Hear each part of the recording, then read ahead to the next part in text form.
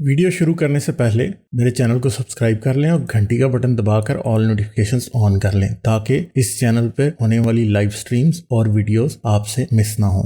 मेरे काम और मुझे सपोर्ट करने का बेहतरीन तरीका पेट्रियन है। आप पेट्रियन पर चैनल के मेंबर बन सकते हैं। पेट्रियन का लिंक इस वीडियो की डिस्क्रिप्शन में मौजूद है।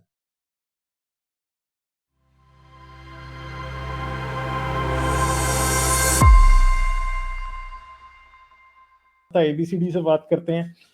हेलो हेलो सर, मेरे आवाज सुन रहे हैं आप? हाँ सुन रहा हूँ। अच्छा जी, हाँ जी, क्या हाल है आपका?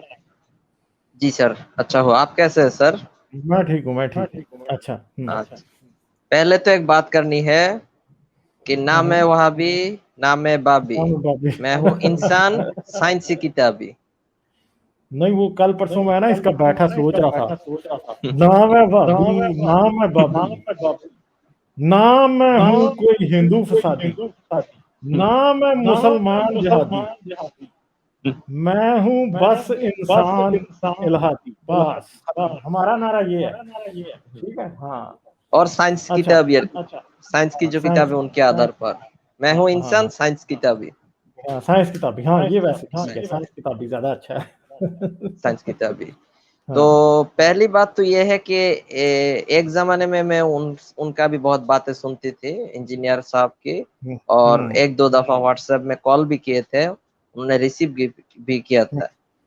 तो कुछ ऐसे आलेम उलमाज है ना, तो अब मॉडरेट होते जा रही है। इनके वजह हमें समझ नहीं आ रही है, क्योंकि यंग जनरेशन बहुत लोग इनको पसंद भी करते हैं और कुछ लोग खुल्लम खुल्ला गालियां भी देते हैं इनको। ये लोग को बहकाते हैं, कहते हैं। तो इनके वजह क्या है, इनके मॉडरेट होने के वजह क्या है असल में सर? क्योंकि अब ऊपर से लोगों ने इनको पकड़ लिया ना, साइंस की वजह से लोगों ने इनको पकड़ लिया। इनको अब ये कहीं जाते हैं, साइंस के इनके खिलाफ बातें होती हैं, कहीं तालिबान या आईसिस ह्यूमन राइट्स की वायलेशंस करती है, तो फिर इनसे क्वेश्चन होता है कि भाई आपका इस्लाम तो ये सिखाता है। फिर ये बैक ट्रैक करते हैं इस्लामिक एक्सट्रीमिज्म पे। सॉरी, मैं एक मिनट के लिए आपको इंटरप्ट करूंगा। नेक्स्ट नंबर है जी फुरकान दील का, क्योंकि वो बड़ी देर से वेट कर रहे हैं। उसके बाद मून का नंबर है, मून के बाद शर्मा जी का नंबर है। इसलिए जो लोगों को मैं कह रहा हूँ जाना नहीं है, ठीक है?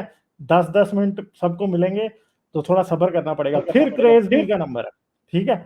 और अगर टाइम बचा तो बाकी से भी बात हो जाएगी। अच्छा हाँ जी, जी ABCD। जी सर, ये जो मॉडरेट होती जा रही है, इनका वजह क्या है? ये क्या इब्ने सीना की तरफ कोई कल्चरल एक्टिविटीज ला सकते हैं, जो इस्लामिक गोल्डन एज में हुआ था एक जमाने में? नहीं, अब इस्लामिक गोल्डन एज नहीं आनी। ये इनके ऊपर प्रेशर है, ये इनके ऊपर ह्यूमनिस्ट लोगों का प्रेशर है, इनके ऊपर साइंटिफिक रैशनल लोगों का प्रेशर है, इनके ऊपर सेकुलर लोगों का प्रेशर है। इसलिए ये मौलवी गांधी जैसे, यासिर काजी जैसे, ये थोड़े मॉडरेट होते जा रहे हैं। कोई एवोल्यूशन को मान रहा है, कोई स्लेवरी को गलत कह रहा है, कोई जिहाद को गलत कह रहा है। इसलिए कह रहे हैं, ये प्रेशर की वजह से कर रहे हैं। इस्लाम नहीं चेंज हो रहा, इस्लाम को फोर्स किया जा रहा है चेंज होने के लिए। अच्छा, तो दूसरी बात यह है कि जब हम एग्रीकल्चरल रेवोल्यूशन के पहले थे, तब हमारा जो लाइफ था वो बहुत सिंपल था। केव एज में जो लाइफ था, हंटिंग वगैरह वगैरह, और हम बहुत सी टाइम फ्री बिताते थे। लेकिन उसके बाद जब एग्रीकल्चरल रेवोल्यूशन आई, सोसाइटी बनी, गांव बना, आहिस्ते आहिस्ते हम सिविलाइज्ड हुए सर, तब से ना ये फिलोसॉफी, ये नेशनलिज्म, ये एम्पायर, ये जो दूसरा मजहब फिरके का मसला है, ये आहिस्ता आहिस्ता हमारे अंदर इनपुट हुआ है। और बाद में जो है वो करेंसी। तो युval नोआ हरारी जो है, वो अपने सेपियंस जो बुक है, brief history of human kind, बहुत ही बेहतर बुक है। तो उनमें उन्होंने कहा है कि ये सब के सब इमेजिनरी ऑर्डर है, इमेजिनरी ऑर्डर। और अगर हम एक दूसरे के ऊपर ज्यादा बिलीव करें, मतलब एंशिएंट सोशलिज्म, ये एक बहुत बड़ा मसला है जो कार्ल मार्क्स ने भी कहा था, एंशिएंट सोशलिज्म का जो। तो ये इमेजिनरी ऑर्डर ना आहिस्ता आहिस्ता, जैसे कि करेंसी, फिरका वारियत, एम्पेरियलिज्म, सोशलिज्म, जितने भी इज्म है या डोगमा है, सबके सब ना सर वैनिश हो जा सकते हैं। इनके बारे में अगर कुछ बात करते हैं, मतलब तो बेसिकली मैं समझता हूँ कि ये लार्ज सोसाइटीज का प्रॉब्लम है। लार्ज सोसाइटी से मतलब कि एग्रीकल्चर जब आया तो पहली दफा ये पॉसिबल हुआ कि हजारों लाखों लोग जो हैं वो सिटीज और बड़ी बड़ी गवर्नमेंट्स की शक्ल में रह सकते थे। हंटर गैदरर के जमाने में ये था कि इंसान टोटली नेचर पर डिपेंडेंट था। अगर फर्ज करो कि एक 1 किलोमीटर स्क्वायर का एरिया है तो वो शायद 10 से 15 इंसानों को ही पाल सकता था, क्योंकि बाकी सब जो ऐसा पौधा हुआ है जो कि आप नहीं खा सकते, ठीक है। कोई खाए, शायद कुछ ऐसे बेर लगे हैं, कोई बेरियां लगी हैं जो आप खा सकते हैं, कुछ फ्रूट्स मिल जाएंगे आपको, कुछ वेजिटेबल छोटी मोटी मिल जाएगी, वो आप खा सकते हैं। उसके अलावा आपके पास कुछ ऐसा नहीं है जो आप खा सकते हैं, या आप शिकार कर सकते हैं। तो इंसान छोटे छोटे ग्रुप्स ही में रह सकते थे। छोटे छोटे ग्रुप्स जो थे, क्लोज निट फैमिलीज होती थी, उनके अंदर इनजस्टिस का इतना बड़ा मसला नहीं होता था। अगर वो नेबरहुड में रहने वाले किसी के पास जाते भी हैं तो वो बहुत बड़े मतलब उनको फासला तय करके जाना पड़ता था। वो उनके साथ उनके इतने हॉस्टाइल ताल्लुकात हो भी नहीं सकते, क्योंकि उनको पता है वो अपनी लैंड पे डिपेंडेंट है, दूसरे उनकी लैंड पे डिपेंडेंट है। कोई छोटा मोटा ट्रेड होता भी था तो वो कैसा होता था, वो इतना वो नहीं होता था ज्यादा एग्रेसिव। दूसरी बात है कि उनको एक दूसरे पर हमला करने की जरूरत भी नहीं थी, क्योंकि उनकी सारी रिसोर्सेज, और मेन बात यह है कि लोग घर नहीं बना रहे, लोगों के पास स्टोरेज के लिए जगह नहीं है।